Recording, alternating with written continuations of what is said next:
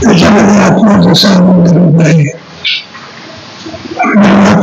या ठिकाणी दुःख काढत नाही, जे जीवन संभ्रम आहे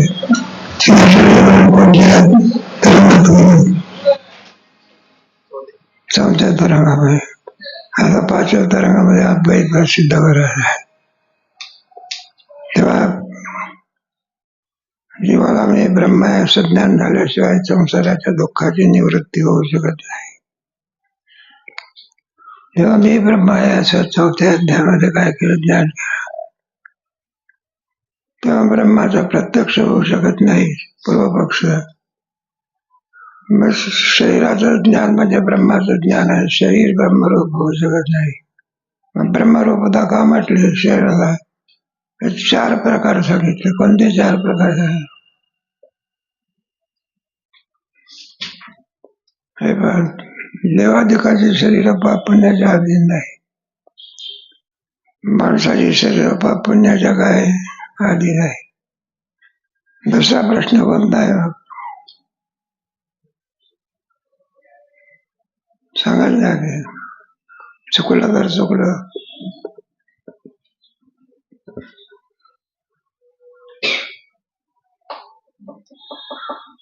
दुसरं काय आहे जगन आपलं देवाधिकाचे शरीर बरोबर त्यांना ब्रह्मरूपता का सांगितले?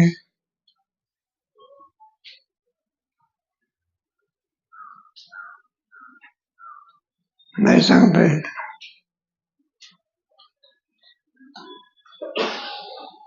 चार प्रकार केलेले का सांगितले?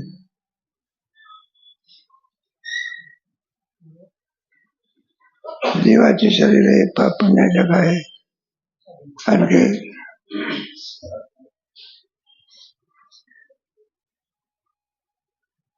जीवांची शरीर भूतकार्य आहे. पुढे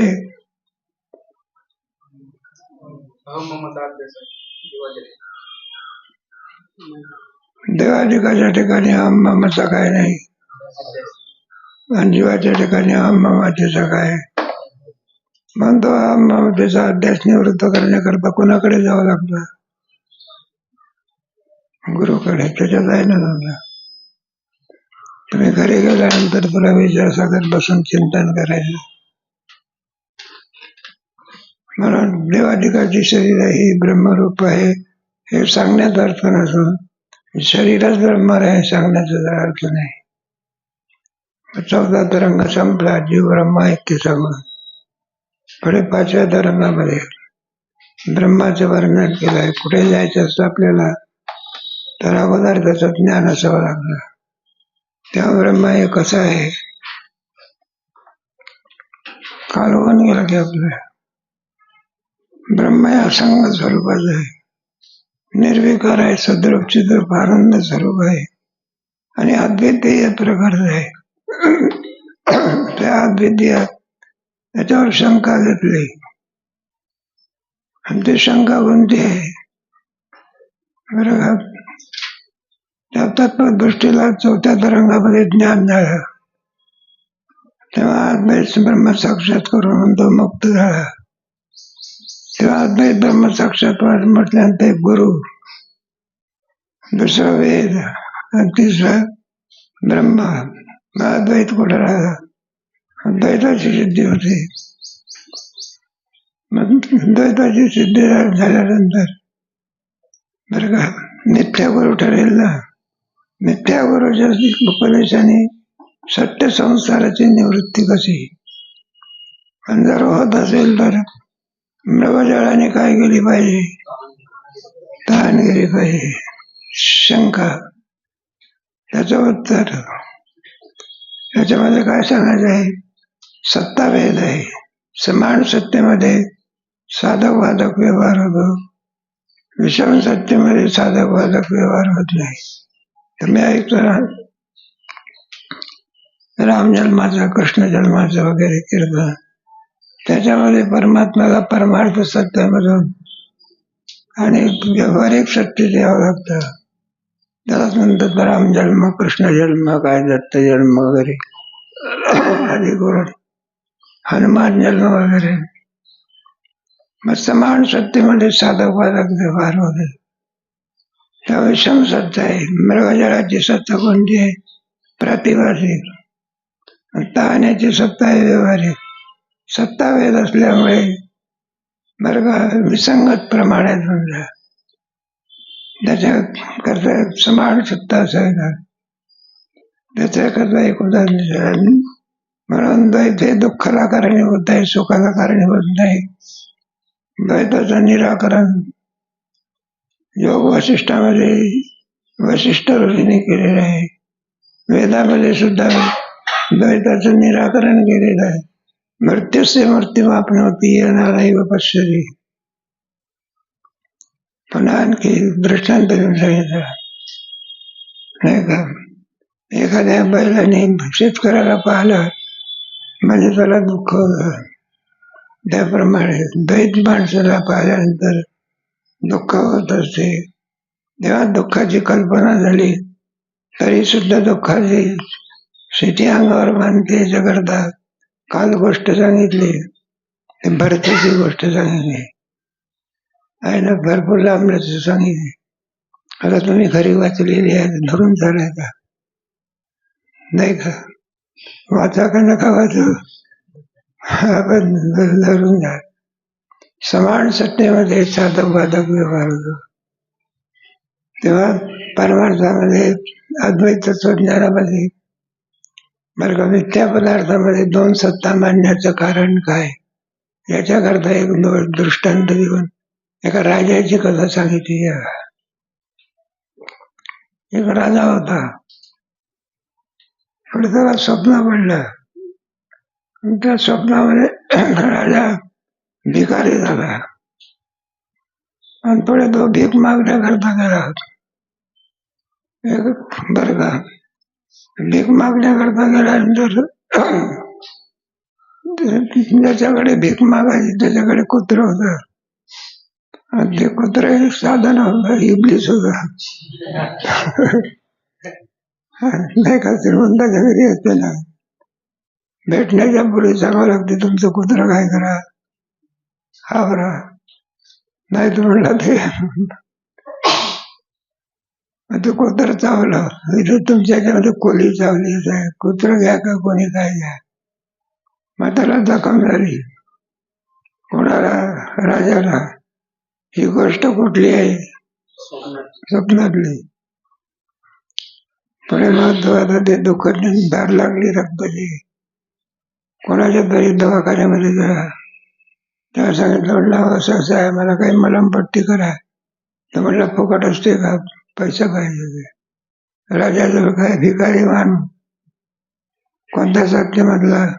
मिथ्या सत्य. मग कोण पैसा देतो का? मग त्याला कोणी विचारेना, कोणी पैसा देईना. शेवटी त्याला कोणीतरी सदग्रस्त अडचणी दाताने दिसले आणि त्याची जी स्थिती पाहून त्याला मलमपट्टी केली पैसा देऊन. राजाचं दुःख काय झालं, निवृत्त झाला.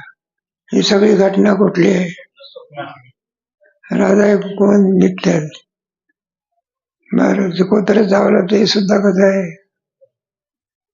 स्वप्नातलं कुठं सत्य होत असते.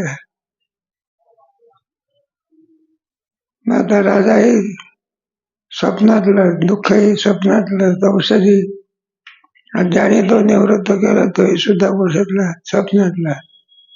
दोघांची सत्ता कशी आहे? एक आहे. समान सत्तेमध्ये साधक बाधक काय होतो? व्यवहार होतो.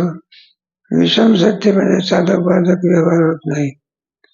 तेव्हा तुमचा जो दृष्टांत आहे तो मृगजळ आहे प्रतिभासिक सत्यातला आणि तहान आहे व्यवहारिक सत्तेतली.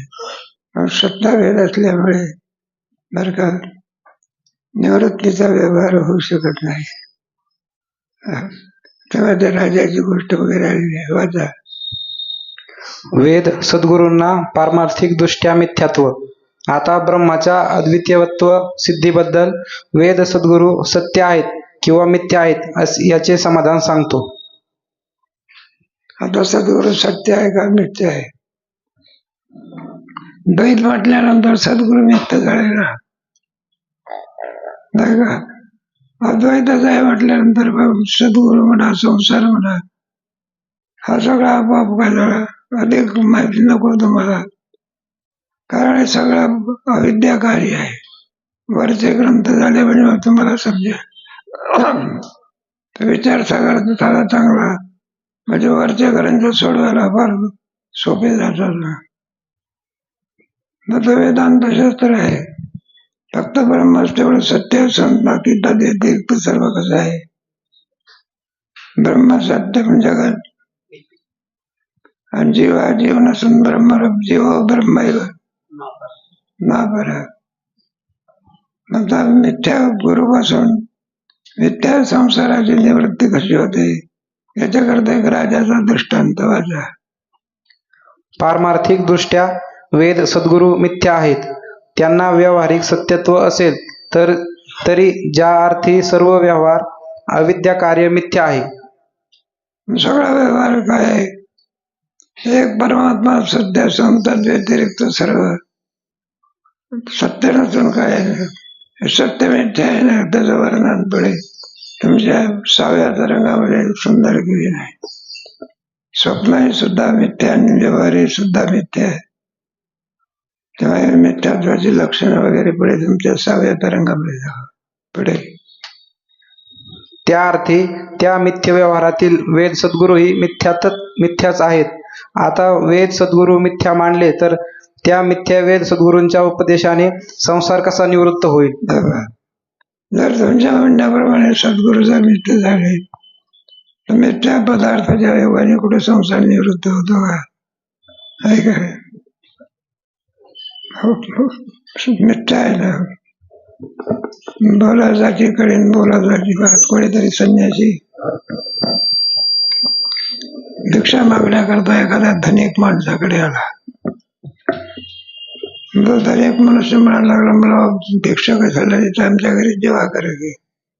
बरं आपला संन्यासी तिथं थांबला बघा. धनिक माणसाने सांगितलं कामगाराला, मला इकडे संन्यासी बाबा जेवायचं आहे. म्हणलं ते पाठ मांडली. म्हणाला कामगार उभा जेव्हा म्हणला का, म्हणलं पाठ ताट मांडली. वाढलं का ताट? म्हणलं पंचपक्वानाचा भेद वाढ दे. पंचपक्वानाचा भेद म्हणजे पक्वान्न कोणाला म्हणतात? कारल्याच्या भाजीला पक्वान म्हणतात. पक्वान म्हणजे श्रीखंड म्हणा, लाडू म्हणा, जिलबी म्हणा, याला पक्वान्न म्हणतात. नाही तर चटणी कोशिंबीर कुठं पक्वान म्हणतात. बरं म्हणायला लागलं, संन्यासी उभा जेवा. झाला का जेवण? उठा. संन्यासी उभा उभा. बोलाचाची कडेन बोलाचाची. मग अशा पदार्थाने कुठं भूक जात असते का? मग साधे काय असे ना, त्याच्या योगाने काय झाले? समान सत्ता असावी लागते. समान सत्तेमध्ये साधक बाधक व्यवहार विषम सत्ता आहे. पुढे वाचा. आणि मिथ्या वेद सद्गुरूपासून संसार दुःख निवृत्त होते असे मानावे तर मृगजळाने तृष्णेची निवृत्ती का होऊ नये? मग असं तुमच्या म्हणण्याप्रमाणे जर मानलं, जर आणखी नाही का मिथ्या पदार्थाने सत्य पदार्थाची निवृत्ती होते तर मृगजळाने सुद्धा तहान काय झाली पाहिजे? गेली पाहिजे. शिष्याचा प्रश्न पुढे. या शंकेचे उत्तराकरिता एक कथानायक सांगतो. मिथ्या वेद सद्गुरूपासून संसार निवृत्तीविषयी राजाची गोष्ट. एका राजाची गोष्ट सांगणार. का स्वप्नातला सगळा व्यवहार सत्य असतो का मिथ्या असतो? कोणीतरी ग्रस्त त्याला स्वप्न पडलं. त्या स्वप्नामध्ये तुझा मित्र भेटला आणि त्याला 500 रुपये दिले 3 दिवसाकरता. कुठे कोणत्या अवस्थेत? बरं मग पुढे स्वप्न संपलं. 3 दिवसाच्या कराराने दिले. 3 दिवस झाले तरी काही पैसे देईना, महिना झाला तरी काय होईना. मग तो गेला, म्हणलं का आमचे 500 रुपये द्या की. म्हणलं कुठे? तर म्हणलं स्वप्नात नाही का तुम्हाला किती रुपये दिले होते? 500 रुपये. कोणत्या सत्य अवस्थेत? आणि मग तो केव्हा? माझा पैसे देईल का थपकाडात देईल? स्वप्नातला व्यवहार कुठे खरा असतो का? पैसे देईल का? त्याप्रमाणे व्यवहार होण्याकरता, साधक बाधक व्यवहार होण्याकरता सत्ता एक असावी लागत आहे. भिन्न सत्तेमध्ये व्यवहार होऊ शकत नाही. पुढे इंद्राप्रमाणे बलवान असा एक प्रतापी राजा होता. त्याचे पुष्कळ राजवाडे असून भीमासारखे शूर शिपाई हातात नागवी शस्त्रे घेऊन राजद्वार रक्षण करीत होते. ज्या ठिकाणी चिलटाचाही प्रवेश होणार नाही अशा बंदोबस्ताचा उंच महालात पुष्पशयेच्या पलंगावर राजा निजला असता त्यास स्वप्न पडले की कथा आहे बरं का. बरं आहे, एक कथा आहे सगळा तत्वनिर्णय आहे. 2 कथा आलेल्या, एक भरतूची आणि कोणती राजाची. पुढे राजा निजला असता त्यास स्वप्न पडले की आपण घोर अरण्यात आहोत. कोल्ह्याने आपला बळकट पाय धरला आहे, काही केल्या सोडित नाही. असे पाहून या कोल्ह्यास कोणी मारणार आहे काय, असा तो हाका मारू लागला. परंतु नागवी शस्त्रे घेऊन राजाच्या रक्षणाकरिता उभ्या असलेले शिपायांपैकी कोणी सुद्धा धावून राजास सहाय्य केले नाही. मग राजानेच कोल्ह्यास काठी मारली. तेव्हा कोल्हा मेला व पायातून त्याचे दातही निघाले. मग राजा लंगडत काठी घेऊन वैद्याच्या घरी आला व त्यापाशी मलमपट्टी मागू लागला. वैद्य कोण चावलं होतं? आम्ही कुत्रा सांगितलंय, काही कोणी आहे वाटते. कोणता एरियात पाहायचं आवडेल. पुढे 1 पैसा दे म्हणजे पट्टी तयार करून देतो. पण जवळ पैसा नाही म्हणून राजा माघारी फिरून शोक करू लागला की माझ्या गोष्ट एकदा गरीबी आली म्हणजे त्या माणसाला कोणी काय होत नसते. पैसा असेल तोपर्यंत विचारतात लोक. एकदा गरीबी आली म्हणजे कोणी विचारते का? मग कोणी विचारत नसते. त्याची मिसेस सुद्धा त्याला विचारत नसते. जो परवा चाले धंदा आमचा बहीण म्हणजे दादा, एकदा माणसाला गरीबी आली म्हणजे कोण विचारतो? पुढे माझ्या जीवितास धिक्कार असो, वैद्यास देण्यास 1 पैसाही मजजवळ नसावा. या जगात पैसा वाचून आपली रडकथा कोण ऐकेल? मी जर भाग्यवान असतो तर हेच वैद्य बुवा माझ्या घरी धावत आले असते. पैसा असला तर म्हटलं काय, पैसा नसला तर कोणी नाही. काय गरीब माणसाला धनिक माणूस असा जातो, त्याचा वारा सुद्धा काय होत नाही. म्हणलं काही मागितलं तर पुन्हा पंचायत. म्हणून ते आपल्या ग्रस्ताश्रमीचं उदाहरण दिलेलं आहे, मुद्दाम त्याच्यामध्ये आणलेलं आहे. पुढे वाचा. ज्याप्रमाणे वैद्य गरीब रोग्यांचा त्याग करीतात त्याचप्रमाणे याने माझा त्याग केला. पण मी एकट्या वैद्यासच काय म्हणून दोष द्यावा? जगात स्वार्थाशिवाय कोणीच कोणावर प्रीती करीत नाही. आई बाप बंधू मुलगा ही सर्व एकमेकावर स्वार्थाकरिताच प्रीती करीतात. बाहेरचे लोक तर विचारित नाही, घरचे लोक सुद्धा काय करीत नाही. जर आणखी काही कमावायचंच नसेल मुलगा तर आई सुद्धा पोराला काय होत नाही.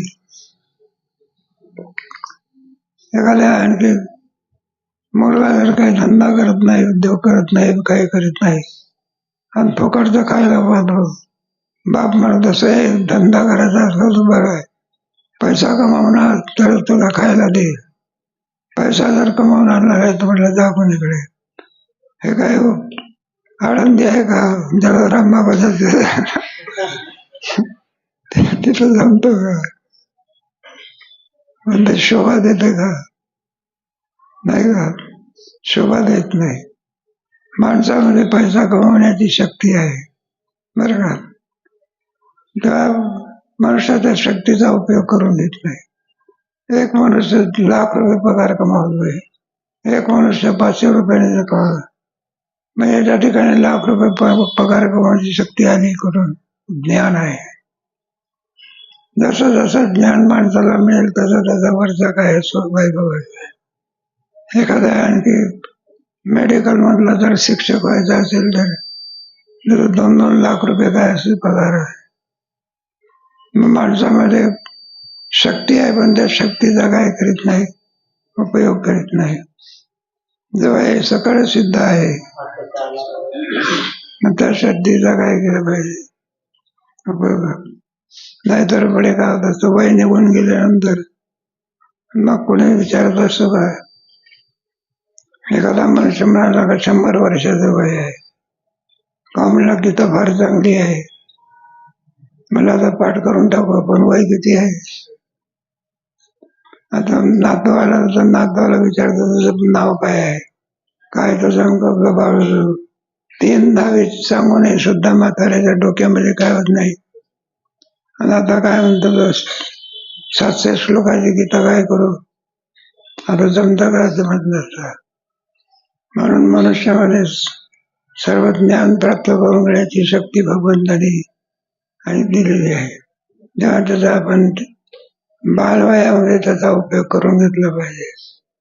थोडे जसं जसं वय वाढत असतं तसे तसे सगळे संकल्प मिथ्या.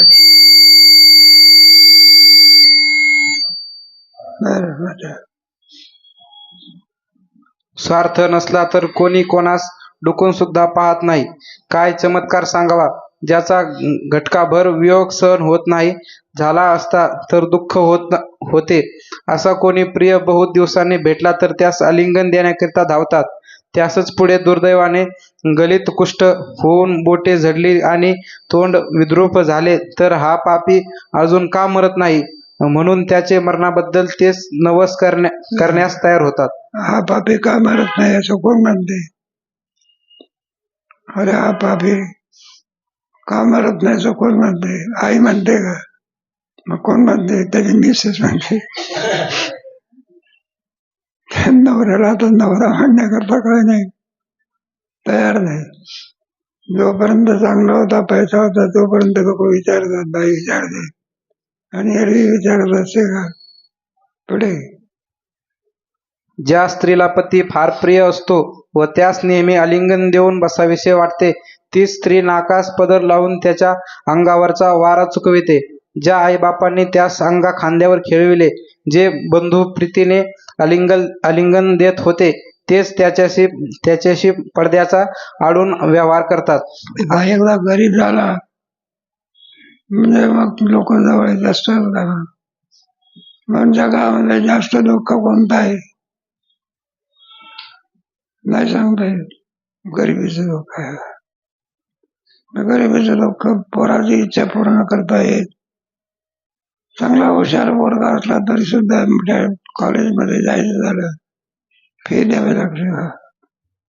तुमच्या MIT कॉलेजमध्ये टीका म्हणून नाही काय जे फुकट दिले का तिथे ते का वारकरी शिक्षण संस्था आहे का पुढे. म्हणून जोपर्यंत श्रीमंती आहे तोपर्यंत लोक श्रीमंतीला विचारतात. एकदा श्रीमंती आणि निघून गेल्यानंतर पुढे लोकांच्या उपेक्षेचा व्यवहार होतो. कशाचा पुढे वाचा. असा विचार केला तर सर्व जग स्वार्थी आहे. स्वार्था वाचून कोणी कोणास विचारित नाही. दरिद्री मी कर्मामुळे ईश्वराने मजजवळ कोणाचा स्वार्थ पूर्ण होईल अशी स्थिती ठेवली नाही. मग या वैद्याने तरी सारख्या दरिद्राला मलमपट्टी काय म्हणून द्यावी असे. बरोबर आहे. मग इतरांची भाषा कशी असते. जगायला गेला तर म्हटलं थांबा पहिल्या पतंग पात्र जर खाली असेल तर तुम्हाला बसवा. आणि श्रीमंत असताना पहिल्या पात्रावर कोणाला बसवत होते. आणि आता बसवण्याचं तर लांब मिळालं थांबा म्हणायला लागले. दुसऱ्या पंक्तीला बसायचे. मग मान कोणाला आहे. गरिबीला मान आहे का श्रीमंतीला. म्हणून माणसं व्यवहारामध्ये काय होण्याची इच्छा करतात. ज्ञानेश्वरी पाठ करण्याची इच्छा करतात. आणि केली ज्ञानेश्वरी पाठ कोणी विचारतो का? पण कल्याण आहे त्याच्यामध्ये. काय आहे? उद्धार करण्याची शक्ती कशामध्ये? धनामध्ये आहे का ज्ञानेश्वरीतल्या ज्ञानामध्ये आहे? म्हणून ते वारकरी शिक्षण संस्था आहे. इथे शिक्षण झालेल्या विद्यार्थ्याला काय पगार मिळत असतो का? पण उद्धार होतो याची वाट काय पडे. असे मनात चिंतन करीत असता त्यास एक दयाळू साधू भेटून त्याने औषध दिल्याबरोबर कोल्ह्याच्या दाताचे दुःख नाहीसे झाले. इतके पाहून तो राजा जागा झाला आणि पाहतो तो घाव, दुःख, साधू आणि औषध यांपैकी त्यास काहीच दिसले नाही. मग कोण भेटला? दयाळू मनुष्य भेटला. आणि त्या दयाळू मनुष्याने आणखी त्याचं दुःख काय केलं? निवृत्त केलं. इतराच्या ठिकाणी ती शक्ती नाही. दयाळू संत हे कसे असतात? दयाळू असतात. अज्ञानी असतात का? ज्ञानी असतात. ज्ञानी असतात आणि ते लोकांवरती परोपकार करतात. निष्कामता असते. आता इथले शिक्षक आहेत संस्थेमधले, शाळेतला शिक्षक फुकट शिकवतो का? बरं काही एखाद्या विद्यार्थ्याला योग अभ्यास जपला नाही तर म्हटलं गुरुजी पुन्हा समजावलं. म्हटलं ट्युशन लावा घे. काय राहावं लागतं? ट्युशन लावायला लागते. आणि आपल्या धार्मिक संस्थेमधला शिक्षक फुकट शिकवतो. कुठपर्यंत शिकवतो? हर बघाचे साथीन पण ते आधी झाले पाठी. व्यवहारातलं दृष्टांत आहे सगळे. मग त्याला कोणी विचारेना. शेवटी दयाळू कोणीतरी संत मिळाला. त्याने मलमपट्टी केली आणि त्याला दुरुस्त केला. आता स्वप्नातला व्यवहार खरा असून का खोटा आहे? बर, जो राजा आहे ते कोणत्या ह्याच्यातला? स्वप्नातला. दुःख करून निवृत्त करणारा संत आहे तो कुठला आहे? स्वप्नातला. मग समान सत्य झाली का नाही? समान सत्तेमध्ये काय होतं? व्यवहार. म्हणून स्वप्नातल्याच राजाचं दुःख स्वप्नातल्या साधू संतांनी काय केलं? निवृत्त. जागृतीतल्या संतांचा काही उपयोग झाला नाही. पुढे सर्व नाहीसे झाले. हे शिष्य, या दृष्टांतावरून हे समज की जेव्हा राजा खोटे दुःख भोगीत होता तेव्हा त्याच्याजवळ सत्य द्रव्याची भांडारे, शेकडो राजवैद्य, हजारो शस्त्रधारी योद्धे होते, परंतु त्यास त्या सत्य सामुग्रीपैकी कोणाचाही उपयोग झाला नाही. काय नुसता साधा गादीवर जपला नव्हता. त्याची गादी सगळी नोटाची होती. त्या नोटाच्या गादीवर पडला.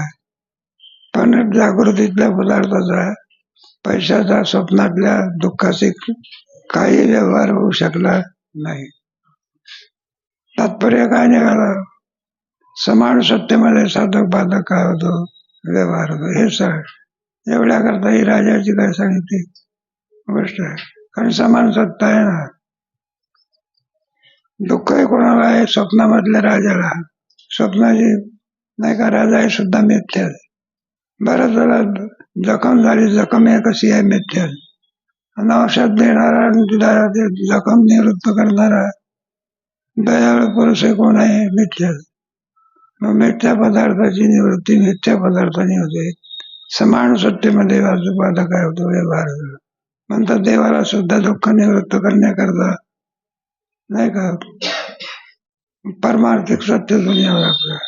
11व्या अध्यायामध्ये एका सुंदर एवं येता तत्त्वात्मानं द्रष्टुमिच्छामि ते रूप महेश्वरम पुरुषोत्तम. म्हणून देवाला आपली पारमार्थिक सत्ता सोडून देऊ.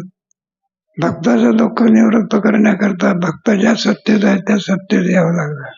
समान सत्तेमध्ये सुख दुःख निवृत्तीचा व्यवहार होता. पुढे तात्पर्य: मागील तरंगात सांगितल्याप्रमाणे संसार दुःखच अगोदर मिथ्या आहे. संसार दुःख सत्य आहे का मिथ्या आहे?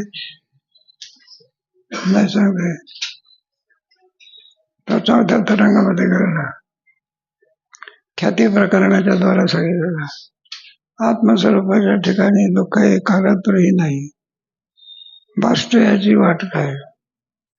आणि त्याच्याकरता संसार दुःख हे सत्य नसून काय आहे, मिथ्या आहे. सुंदर आहे. तीनच तो सिद्धांत होते. आत्माचा आनंद स्वरूप कसा आहे एक सिद्धांत. दुसरा सिद्धांत कोणता, आत्मस्वरूपाच्या ठिकाणी दुःख कालत्री नाही. तिसरा सिद्धांत कोणता, जीव हा जीव नसून ब्रह्मरूप आहे. त्याच्यामध्ये सगळं विवरण केलं. ख्याती प्रकरण, सत्ख्याती, आत्मख्याती, पुढे अन्यथा ख्याती, ख्याती, सत्ख्याती, अनिर्वचनीय ख्याती. अनिर्वचनीय म्हणजे मिथ्या. त्याप्रमाणे संसारातल्या आत्मस्वरूपाच्या ठिकाणी दुःख नसून नसतं वाचतं, म्हणून दुःख हे सत्य नसून काय आहे, मिथ्या आहे.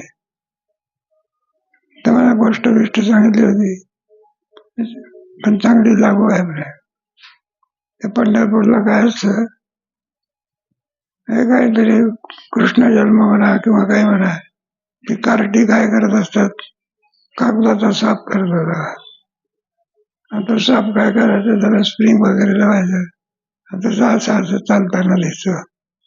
आता अरुंद साहेब सामटीमध्ये काय करायचं, ठेवून द्यायचं. आणि ते लोक असतात, त्यांना दर्शनाला जायचं असतं. त्याच्यामध्ये का म्हातारीला दर्शनाला जायचं.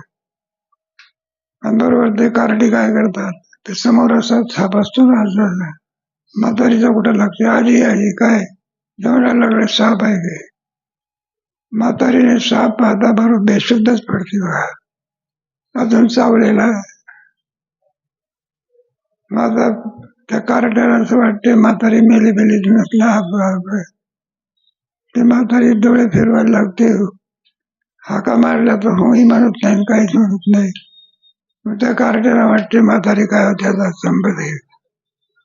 मग त्या म्हातारीला पुन्हा म्हणलं आजी काय हे बघा, म्हणलं सर्प हाती धरा. म्हातारी पाहिजे. आणि त्या म्हातारीच्या समोर त्या कागदाच्या सर्पाचं काय करते ऑपरेशन. आणि तिला सगळे काय दिसतात, कागद दिसतात. हा खरा साप नसून कागदाचा साप आहे असं ज्ञान होता बरोबर. म्हातारी टुनकन उडी मारते. आतापर्यंत सर्पाला काय समजत होती, आता सर्पाला काय समजते. मिथ्या व्यवहार सिद्ध झाला, दुःखाची काय होते निवृत्ती. त्याप्रमाणे म्हातारीच्या दुःखाची काय झाली निवृत्ती. म्हणून ब्रह्म सत्य आहे, जगत काय आहे, मिथ्या आहे. पुढे मग त्या मिथ्या दुःखाच्या निवृत्तीचे साधन वेद सद्गुरू ही मिथ्याच पाहिजेत. मिथ्या पदार्थाच्या निवृत्ती करता सत्य साधनाची जरुरी नाही. नित्य पदार्थाची जर निवृत्ती करायची असेल तर सत्य पदार्थाचा काही उपयोग होऊ शकत नाही, आहे का नाही. राजाचं दुःख कोणत्या याने गेलं, मिथ्या पदार्थाने. जागृतीतले पदार्थ राजाला दुःख निवृत्ती करता उपयोगी पडले का, नाही का. जागृतीतला वैद्य स्वप्नातल्या दुःखाला निवृत्त करण्याकरता कामी पडला का, स्वप्नातला वैद्य दुःख निवृत्ती करता कामी पडला, नाही का. स्वप्नातला वैद्य राजाचं दुःख करता पडला का, जागृतीतला स्वप्नातला. म्हणून सगळं जे देखणे सकळ ते स्वप्नीचे म्हणून चिंते चरण कमळ वापरक. वेदांत शास्त्राच्या दृष्टीने एक ब्रह्मसत्य असून तद्व्यतिरिक्त सर्व कसं आहे, जीव ब्रह्मैव ना परा. ब्रह्मसत्यम जगत मिथ्या, असा वेदांताचा सिद्धांत आहे. आपल्या कशा करता चाललं, द्वैत सत्य का द्वैत सत्य, इथून हे सगळी चर्चा चाललेली आहे. पुढे वाचा. सत्य साधनाने मिथ्या पदार्थाचा नाश होणारही नाही. जर सत्य साधनाने मिथ्या पदार्थाचा नाश होईल असे मानले तर स्वप्नात जेव्हा राजाजवळ मिथ्या कोल्हा आला तेव्हा राजाने सत्य महायोद्ध्यास पुष्कळ हाका मारल्या, परंतु सत्य महायोद्ध्यांपैकी कोणी धावून गेला नाही. मग राजाने जागृतीतला वैद्य कमी पडला का, दुःख निवृत्ती करता कोणता वैद्य कमी पडला, स्वप्नातला. कारण दुःखही कोणत्या अवस्थेतलं आहे स्वप्नातलं, आणि त्याचा जो निवृत्त करणारे कोणत्या अवस्थेतलं आहे. विषम सत्ता आहे का समान सत्ता आहे? समान सत्ता आहे. सगळा संसारातला नाही स्वप्नातला व्यवहार सत्य नसून कोणता आहे तो मिथ्या आहे. कल्पना करा, इथं होताना एक पोरगा होता बघा, काय त्याला स्वप्न येत पडला, काकडा चालू होता, वाघ वाघ असं करत म्हटलं बघा. तेवढा थांबला नाही, ते बळकटी उठायला आणि ते सज्जत गेला. अरे काय करतो म्हटलं, वाघ पाठीमागे लागला, उडीत टाकतो. मग आता बाकीच्या पोराने विचार केला, म्हणलं स्वप्नातला वाघ आहे, कुठला वाघ आहे? मग आता उडी टाकणार. मग त्या वाघाला मारण्याकरता काठी द्यायची असते का त्याला स्वप्नातून जागा करायचा असतो? मग त्याला स्वप्नातून जागा कराय ते लवकर लवकर जागा होईना. पाणीच पडलं तरी जागा होईना, 2-4 थोपकाडा दिला. तो वाघ कोणत्या याच्यातला होता? मग स्वप्नातला वाघ जर मारायचा असला तर काठीने मारायचं का? मग काय करायचं, स्वप्नामधून काय करायचं, जागे करायचं. मग तसंच आहे जगजोगी जागे जागे बघ. मग संत तुम्हाला आम्हाला दुःख निवृत्ती करता जागृती देतात. माझं निरंतर जाग आहे का? मग स्वप्नातलं दुःख आहे ते स्वप्नातल्या राजा वैद्याकडून निवृत्त झाला. पुढे वाचा. मग राजाने मिथ्यादंडानेच त्या कोल्याचा नाश केला आणि राजाच्या पायास मिथ्या क्षत झाले. तेव्हा कोणत्याही सत्यवैद्याचा उपयोग झाला नाही. सत्य पैशाचा उपयोग झाला का? कशावर झोपला होता राजा?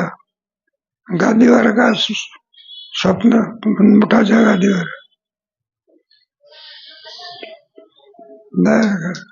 मग त्या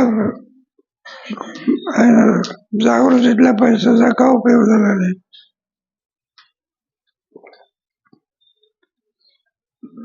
सत्ताभेद आहे ना. जागृती वेगळी, स्वप्न वेगळं, उन्मानी वेगळी.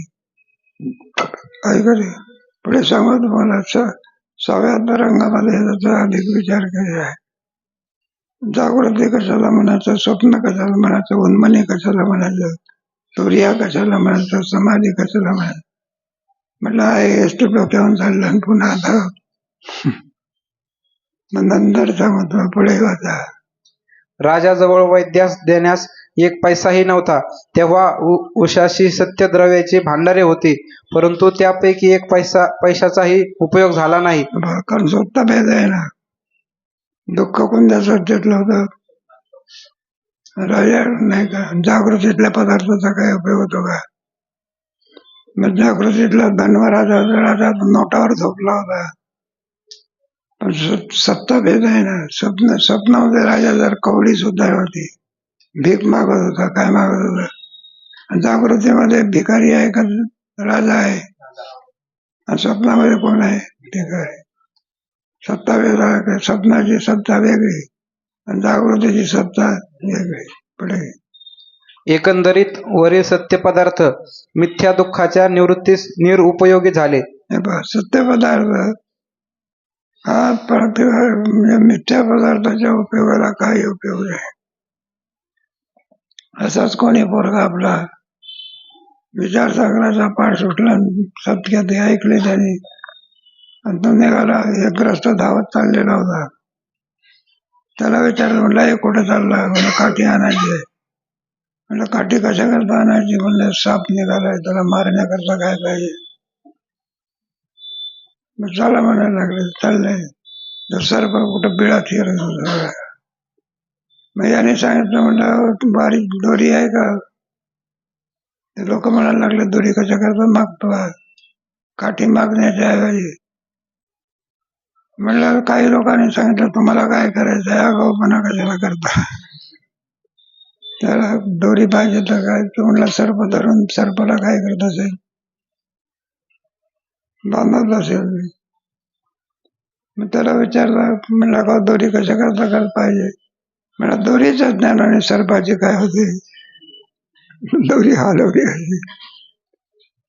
मग खरा सर्प जात असतो तो कोणता, कुठला वाळूतला सर्प आहे, कुठला आहे? आणि दोरीवरचा सर्प काय होतो? निवृत्त होतो. दोन प्रकार. दोरीवरचा सर्प प्रातिभाषिक आहे आणि वारुळातला सर्प कोण आहे? व्यावहारिक आहे. मग त्याला काठीनेच मारावं लागतं. कोणाला? वारुळातल्या सर्पाला. आणि दोरीवर ते वाचलेल्या सर्पाला काठीने मारावं लागतं. एक दोरीचं ज्ञान झाल्यावर निवृत्त होतं. तसं जगात सुद्धा सत्य नसून काय आहे? एकदा ब्रह्मज्ञान की जगताचा बाज होतो. पुढे तुम्हाला ज्ञानेश्वरी वगैरे आदी करून ग्रंथात चांगला विचार आहे, उघाडा. आणि त्या मिथ्या दुःखाच्या निवृत्तीस मिथ्या साधू व त्याचे औषध उपयोगी पडून राजाच्या मिथ्या दुःखाचा नाश झाला. म्हणून मिथ्या गुरुच्याकडून मिथ्या दुःखाचा राजाचा काय झाला? चौथ्या तरंगामध्ये भरपूर चाललं ना आपल्या याच्यामध्ये. आत्मस्वरूपाच्या ठिकाणी दुःख कालांतरी नाही, त्याच्यामध्ये छाती प्रकरण सांगितलं. दोरीवर ते भासलेला सर्प खरोखरच आहे का? दोघीच्या ज्ञानाने निवृत्त होतो. खरा पदार्थ कुठे ज्ञानाने निवृत्त होतो का? मग त्याला क्रिया करावी लागत असे. जगात सत्य नसून काय आहे? मिथ्या आहे. राजा आहे मिथ्या, त्याला उपदेश करणार आहे मिथ्या, ते औषध आहे मिथ्या आहे. कुठपर्यंत सत्य वाटत होतं? जोपर्यंत जाग येत नाही तोपर्यंत. स्वप्न कुठपर्यंत सत्य वाटते? जाग येत नाही. आणि एकदा जागा झाला म्हणजे मग काय? एक रस्ता आपला शेतकरी माणूस काम करून आला बघा, आणि जोरात भूक लागली. मग जोरात भूक लागल्यानंतर पुढे मग घरी याला म्हणला, लवकर जेवायला वाढ. आता बाईला स्वयंपाक करायचा. स्वयंपाकाला वेळ लागत असला, हा बसला, झाला का स्वयंपाक? त्याच्यामध्ये याला स्वप्न पडलं. स्वप्नामध्ये जेवायला बसला. कुठे? मग स्वप्नातलं जेवण. पुन्हा जागा झाल्यानंतर पुन्हा म्हणतो वाढावा म्हणत किती स्वप्नात जेवला किती. स्वप्नातलं जेवण कुठं भुकेचं दुःख निवृत्त करते का? मग स्वप्नातलं जेवण काय करत असतं? भूक कोणत्या सत्तेतली आहे? व्यावहारिक. आणि पदार्थ कोणत्या सत्तेतले आहे? पारिप्रातिक. स्वप्नातल्या पदार्थाने भुकेची निवृत्ती होऊ शकत नाही. मग कोणते पाहिजे? जागृतीतले. पुढे अशा प्रकारच्या स्वप्नाचा सर्वांस अनुभव आहे. जागृतीतील पदार्थांचा स्वप्नात कोणास कधीही उपयोग होत नाही. त्याप्रमाणे मिथ्या संसार दुःखाचा नाश मिथ्या वेद सद्गुरूंनीच होतो. मग संसार दुःख निवृत्त करायचं असलं तर ते निवृत्त कोणत्या साधनाने होऊ शकत नाही. ज्याप्रमाणे स्वप्नातलं दुःख निवृत्त करण्याकरता स्वप्नातल्या संतांनी ते दुःख काय केलं? निवृत्त केलं. तसं व्यवहारात मधलं सुद्धा दुःख निवृत्त करायचं असेल तर त्याला एकच साधन आहे, ते कोणत्या? श्री गुरु निवृत्त. गुरुजी काय करतात? ज्ञानाने ज्ञानाग्नी सर्व कर्माने भस्मसात. मला की श्लोक कोणत्या अध्यायातला श्लोक? ज्ञानाग्नी सर्व कर्माने भस्मसात. ज्ञानादेव तो कैवल्यम इति शास्त्रे. चौथ्या अध्यायामध्ये हा विषय आहे ना. शेवटी ज्ञानाचं प्रकरण सांगितलं. दुःख निवृत्ती करता शेवटी कोणता उपाय सांगितला? तद्विद्येन परिप्राशयेन. करा की श्लोक पूर्ण करा ना. हा गीता पाठ आहे तुमची, काळजी करण्याचा. तद्विद्ये प्रणिपातेन परिप्रश्नेन उपदेशांचे ज्ञान. ज्ञानाग्नी सर्व कर्माणि भस्मसात. येतही धावून ते समज भस्मसात मग नित्य संसार आहे त्याच्या निवृत्तीकरता मिथ्या आहेत. गुरुजीकडून आणखी नित्य धरते समान सत्तेमध्ये साधक बाधक व्यवहार होतो. पुढे वेद सद्गुरू सत्य असण्याची जरुरीच नाही. वेद सद्गुरू सत्य असते तर त्याच्याने मिथ्या संसार दुःख निवृत्तही झाले नसते. सर्व मिथ्या प्रपंचात पारमार्थिक सत्य ब्रह्म व्याप्त आहे. त्याच्याकडून कोठे संसार निवृत्त होतो आहे याचा विचार कर. मग समान सत्तेमध्ये संसार निवृत्त होतो. विषम संस्थेमध्ये व्यवहार होऊ शकत नाही. म्हणून मृगजळाच्या पाण्याने तहान गेली पाहिजे. मृगजळाची सत्ता प्राप्ती पाहिजे. तहाण्याची सत्ता आहे व्यवहारिक. सत्ता वेद असल्यामुळे आणि व्यवहार होऊ शकत नाही. पुढे मृगजळाचा दृष्टांत विषम आहे. आता मिथ्या वेद सद्गुरूपासून संसार दुःखाचा नाश होतो तर मिथ्या मृगजळाने तृष्णेचाही नाश झाला पाहिजे या शंकेचे समाधान सांगतो. मिथ्या पदार्थापासून मिथ्या पदार्थाची निवृत्ती होते याचं तुम्हाला काय सांगणार आहे? समाधान सांगणार आहे. तेव्हा समाधान नको मग कधी उद्या इथे सांगू.